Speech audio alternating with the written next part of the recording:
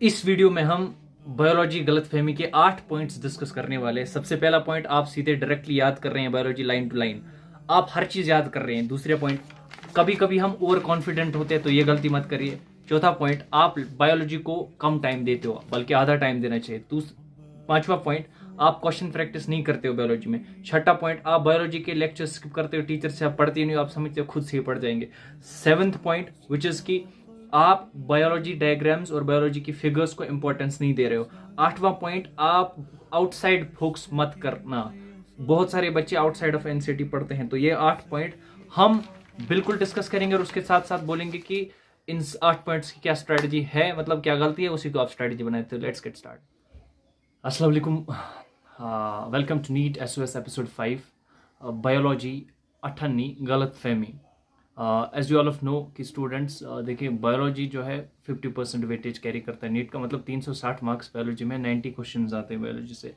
मैंने इसको गलत फहमी इसलिए नाम रखा है क्योंकि most of the students think that biology is easy और बायोलॉजी उनका स्ट्रॉन्ग जोन है। लेकिन मुझे आप बताएं, 100 में से कितने बच्चे हैं जो 330 प्लस स्कोर करते हैं क्रॉस हर मॉक टेस्ट में।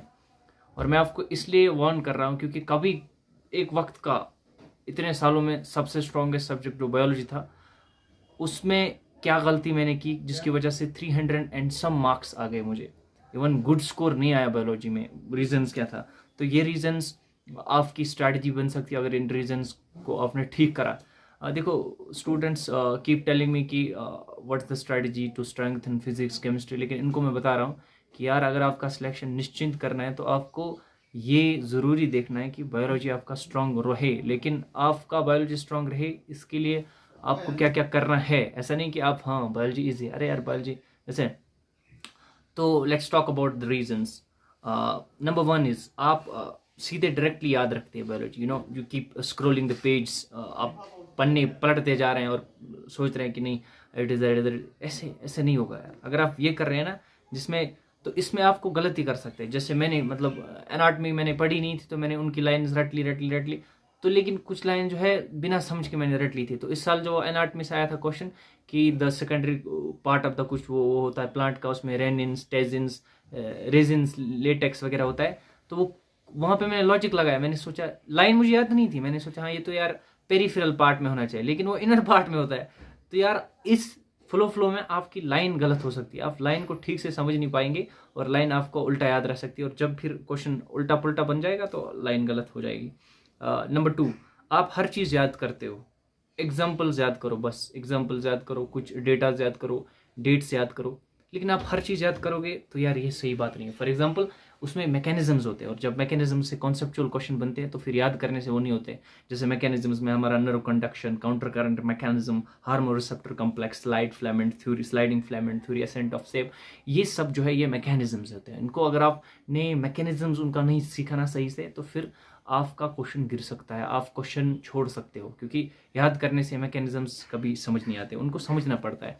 नंबर 3, जो गलती या रीज़न जिसके कारण कम मार्क्स आते हैं, वो ओवर कॉन्फिडेंस। ओवर कॉन्फिडेंस मतलब इस चीज़ में मैं खुद फंसा था कि मुझे लगता था कि बायोलॉजी मेरा ओवर कॉन्फिडेंट सब्जेक्ट है, मतलब चाहे कुछ भी क्वेश्चन आए मैं, तो फिर मैंने इसकी वजह से एनसीईआरटी भी उतने अच्छे से नहीं पढ़ पाया, मैं याद भी नहीं करता था। मुझे लगता था ये तो याद है, ये तो याद है, लेकिन ये गलत फहमी है। ओवर कॉन्फिडेंट नहीं होना चाहिए, खासकर बायोलॉजी में। सबको लगता है कि फिजिक्स कमजोर है, केमिस्ट्री कमजोर है, हमारा तो बायो तो हो जाएगा, बायो तो हो जाएगा। अरे कैसे हो जाएगा यार, 340 लाए है, कभी हो जाएगा, कहाँ से हो जाएगा। बायोलॉजी को ईजी मत लो यार, ये बहुत ही भयानक सब्जेक्ट होता है अगर आपने इसको ढंग से नहीं पढ़ा। Number 4 reason, giving less time to bio NCERT. देखो, अगर आप 10 घंटे पढ़ रहे हो तो यार आपको 5 घंटे बायोलॉजी में देने हैं। मैं बता रहा हूँ, पहले 5 घंटे आपको बायोलॉजी में देने ही देना, मतलब आपका हाफ टाइम बायोलॉजी को होना चाहिए, क्योंकि आपका 50 बायोलॉजी, 25% फिजिक्स, 25% फिजिक्स, तो 50% यानी कि सर्कल का आधा तो बायोलॉजी है। तो उसमें अगर आप आधा टाइम नहीं दे रहे हो तो मतलब आप गलत ही कर रहे हो ना, तो ये इंपॉर्टेंट है। Number 5, lack of question practice NCERT based in biology. NCERT based questions आपको प्रैक्टिस करने ही करने होंगे भाई साहब, बहुत ज़्यादा इंपॉर्टेंट है। मतलब क्वेश्चन नहीं कर रहे हैं तो फिर वो लाइंस का पता नहीं चलेगा कि तोड़ मरोड़ के कैसे लाइन आती है। तो एनसीईआरटी बेस्ड क्वेश्चन, जिसमें एनसीईआरटी फिंगर टिप्स आता है और एनसीईआरटी बेस्ड मॉक टेस्ट आते हैं, NCERT based Ali doctor Ali की बायोलॉजी आती है, तो एनसीईआरटी बेस्ड और भी सारे मटेरियल जो भी एनसीईआरटी बेस्ड होगा, चाहे वो कोई सा भी है, और PYQs 10-12 साल के, तो वो तो करने ही करने।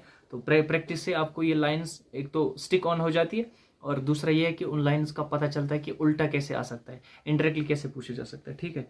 तो number 6 is skipping bio lectures. सबसे इम्पोर्टेंट पॉइंट, जो मैंने सबसे बड़ी गलती की इन सालों में, आज तक मैंने बायोलॉजी का ना ही नोट्स बनाया हूँ, ना ही किसी टीचर का लेक्चर अटेंड किया हूँ सही से। मतलब कोटा में जब लेक्चर चलता था तो या तो मैं उस टाइम सोता था या उस टाइम में फिजिक्स केमिस्ट्री करता था। बायोलॉजी मुझे लगता था कि ये तो खुद ही आएगा, इसमें क्या है, ये लाइन याद करने। लेकिन मैं बता रहा हूँ ये बहुत ही बुरी चीज़ है। मतलब जो मैंने स्किप किया ना लेक्चर बायो का, वो सबसे बुरी चीज़ है। क्योंकि यार आप ये मत जानो कि बायोलॉजी सिर्फ लाइनों का नाम है, लाइनों का नाम नहीं है, वो लाइन समझनी पड़ती है। सब बोलते हैं रट लो रट लो, मैं बताता हूँ चलो सारे एनसीईआरटी रट लो, फिर देखो 360 आते कि नहीं आएंगे 360। क्योंकि सब चीज़ रटने का नहीं होता, वहाँ पे समझने का भी कुछ चीज़ होता है। एनाटमी में सब बोलते हैं याद करो, लेकिन जैसे मैंने याद किया था तो लाइन बीच में भूल गया, आउटर था कि इनर था। तो अगर पढ़ा होता शायद समझा होता वो टॉपिक। तो अगर पढ़ा होता कुछ और भी चीज़ें हैं जो एनाटमी में ज़रूरत लगता है, जो समझने की चीज़ होता है, कॉर्टेक्स वगैरह अंदर कैसे कैसे कैसे चलता है, तो हमें वो याद नहीं, ऐसे ही पढ़ा था, पढ़ो पढ़ो पढ़ो एनसीईआरटी पढ़ लो, ठीक है। तो यार समझ के पढ़ना जरूरी है, यानी कि टीचर का नोट्स बनाना इसमें भी जरूरी है, ताकि एक तो रिटेन लॉन्ग टर्म तक रह जाए और दूसरा है कि अंडरस्टैंड कॉन्सेप्चुअली आप हो जाए, ठीक है।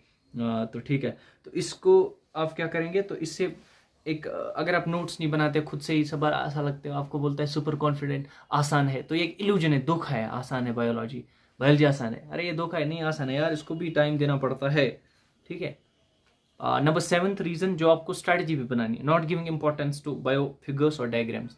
बायोलॉजी में डायग्राम्स की बहुत ज़्यादा इंपॉर्टेंस है। काफ़ी कुछ लिखा होता है लाइंस में, तो वो याद सही से नहीं रहता, लेकिन एकदम अगर आपने फ्लो चार्ट और डायग्राम्स को देखा ना, तो आपकी वो लाइन स्टिक ऑन करेगी और रिटेन हो जाएगी लॉन्ग टर्म तक। तो डायग्राम्स बहुत ज़्यादा इंपॉर्टेंट है। इवन कि इस साल भी एक डायग्राम से क्वेश्चन आया था, तो डायग्राम को यार these are catalyst in biological memory. मतलब मैं बता रहा हूँ, मतलब मेमोरी में ये कैटलिस्ट की तरह काम करेंगे, बढ़ाएंगे आपकी मेमोरी को। डायग्राम्स पे ज़्यादा फोकस करें। अब reason number 8 is outside NCERT पे फोकस मत करना। एनसीईआरटी से बाहर फोकस मत करना आउटसाइड एनसीईआरटी, एक्सेप्ट जेनेटिक्स और इवोल्यूशन। जेनेटिक्स और इवोल्यूशन जो है एनसीईआरटी में ही पढ़ना है, लेकिन उसको टीचर की हेल्प से समझना है, क्योंकि कॉन्सेप्चुअल चैप्टर्स होते हैं, इनको टीचर बताएगा, आसान करेगा इनकी भाषा। टीचर इनको बताएगा कि PYQs कैसे होते हैं इनके, क्योंकि इनमें से एक out of the box question genetics और इवोल्यूशन से आ सकते हैं और आते रहते हैं, ठीक है।